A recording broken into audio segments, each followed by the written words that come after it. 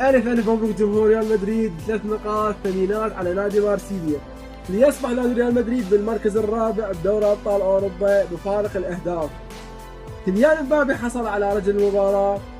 حارس نادي مارسيليا هو أفضل لاعب بنادي مارسيليا، لأن اللي سواه خرافي، أهداف محققة طلعهم. كل اللغط اللي صار على الحالة الثانية بالجزاء الثانية لصالح فينيسيوس جونيور.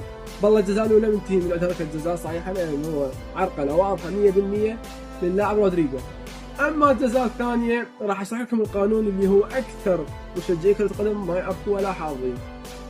الإنسان الله خلقه عنده ديانة اثنين، من يزحلق ايد من ذن الاثنين يستند فيها على الارض، والايد الثانيه تظل طايره بالجو.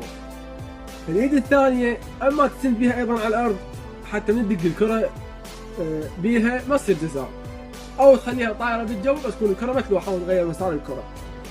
الحاله هاي صارت غيرت مسار الكره، وهي الايد الثانيه اللي ما مستند بيها على الارض. لو بالايد الاولى كان شنو؟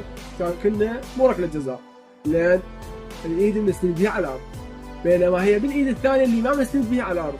انا اعرف مشجعين كره القدم شو يفكرون، وقاموا يطلعون الحاله مال فالفيردي شلون من دقت الكره بيده وليش هاي جزاء وليش هاي مو جزاء، وانت قانون ما حافظه يا اخي. شوف الحاله مال فالفيردي شلون ايده اللي استند بيها على الارض اصطدمت الكره بيها، لذلك مو جزاء.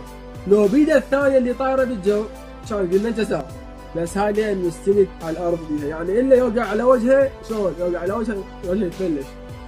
فلازم اكو ايد من الايدين الاثنين تستند بيها على الارض، وايد ثانيه تظل طايره بالجو. هو تلقائيا هذا القانون هيك، اذا الكره صدمت بالايد الثانيه اللي طايره بالجو انا اقول لك جزاء، لان تلقائيا راح يتغير مسار الكره اذا كانت الكره متجهه للجول او متجهه للاعب الثاني حتى يسجل الهدف.